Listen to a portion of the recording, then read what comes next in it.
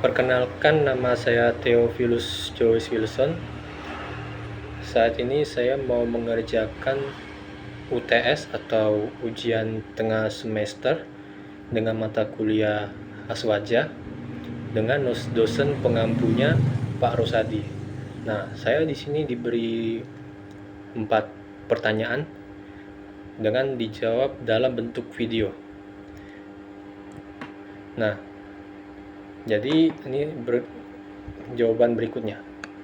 Nomor 1. Pengertian Ahlussunnah wal Jamaah dan landasan utamanya mengapa Aswaja bersifat tawassuf atau moderat. Nah, jadi dalam Ahlussunnah wal Jamaah atau Aswaja itu merupakan paham keagamaan dalam Islam.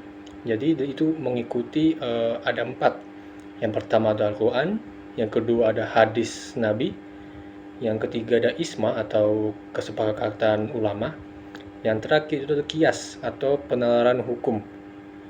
Nah, jadi Aswaja itu memadukan pemikiran akal sehat, tradisi keulamaan, dan nilai-nilai kemanusiaan. Jadi dalam landasan utama ajaran Aswaja itu ada 3. Yang pertama itu akidah atau mengikuti Imam Asy'ari dan Maturidi.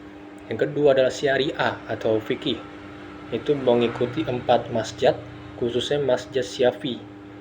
Yang terakhir itu adalah tawassuf atau akhlak, yang mengikuti Imam Al-Ghazali dan Junaid Al-Baghdadi. Jadi mengapa Aswaja itu bersifat tawassuf atau moderat?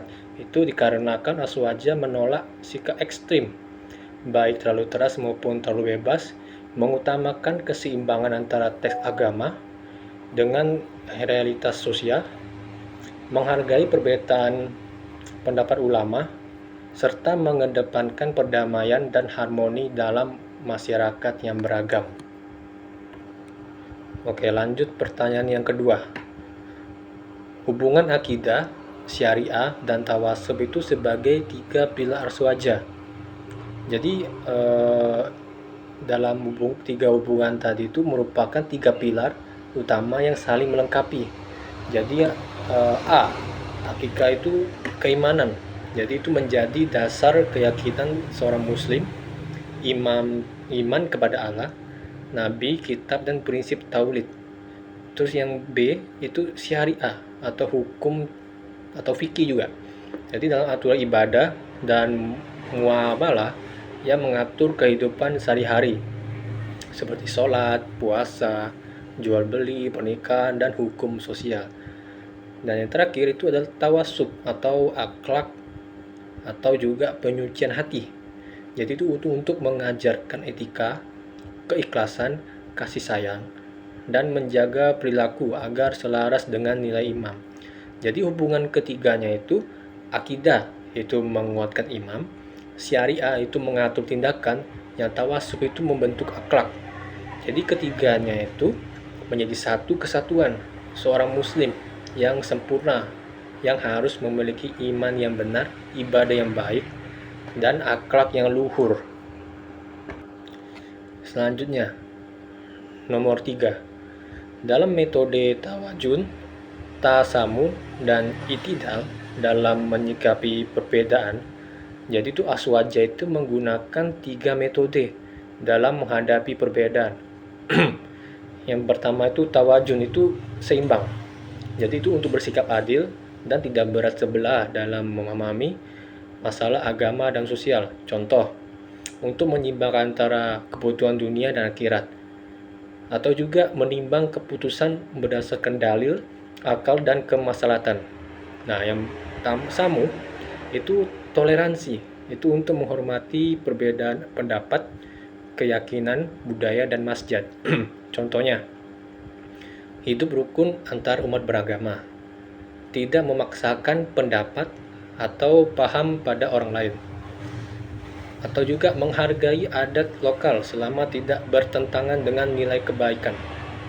Nah, yang terakhir itu itidal, itu tegak lurus atau juga keadilan.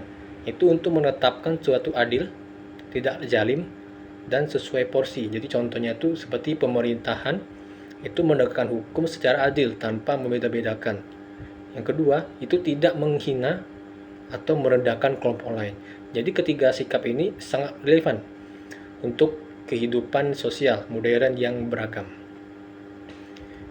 Yang terakhir itu proses masuk dan berkembangnya aswaja di Nusantara serta peran ulama dan pesantren. Jadi dalam proses masuknya aswaja di Nusantara itu ada 3. Itu dibawa oleh ulama, saudagar Arab, Gujarat, dan Persia sejak abad ke-13. Yang kedua itu penyebaran melalui perdagangan, pernikahan, dakwah budaya, dan termasuk bukan peperangan ya. Yang ketiga itu ajaran Islam yang disesuaikan dengan kultur lokal seperti seni, wayang, dan tradisi masyarakat. Nah, untuk perkembangan aswaja di Nusantara itu juga ada 3 juga ya. Diperkuat oleh para wali songo yang menggunakan pendekatan damai dan budaya. Pesantren menjadi pusat pendidikan aswaja dari abad ke-15 sampai sekarang. Tokoh-tokoh NU seperti KH Hasyim Asy'ari, KH Wahid Hasyim, dan Gus Dur meneruskan ajaran moderat aswaja. Jadi peran ulama dan pesantren itu untuk mengajar fikih, tauhid, akhlak, dan tawasuf, menjaga tradisi keislaman yang moderat, menjadi pusat penyebaran Islam, damai dan toleran, menjadi benteng moral masyarakat. Jadi bagaimana nilai aswaja membentuk karakter keagamaan Indonesia? Itu untuk menciptakan masyarakat yang toleran dan menghargai perbedaan, menguatkan sikap damai, gotong royong, dan harmonis, serta membantu terciptanya kerukunan antar beragama di Indonesia. Jadi dengan nilai tawasuf, tawajun, tasamu, dan itidal, masyarakat Indonesia berkembang menjadi bangsa yang berjiwa moderat, damai, dan menghargai kebinekaan. Nah, jadi sekian jawaban saya. Jadi terima kasih.